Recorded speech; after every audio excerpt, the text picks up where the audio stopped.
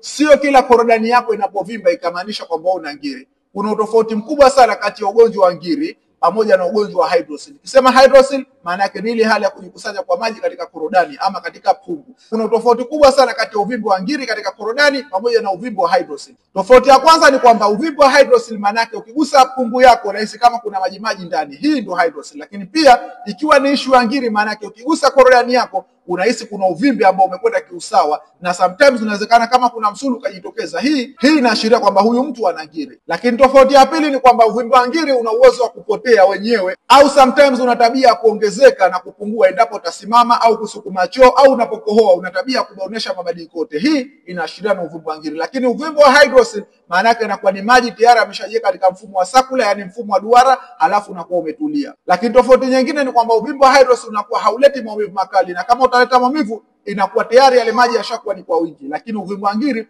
huwa unaleta maumivu makali na hususan wakati wa baridi. Sasa kama ni mwanaume ambaye kwamba unahisi kuna utofauti katika korodani yako, aidha kuna maji yamejitokeza au kuna maumivu katika korodani yako au kuna utofauti wowote ule au kama kuna kijinundu kimejitokeza, basi mambo ya kuzingatia ni yafuatayo.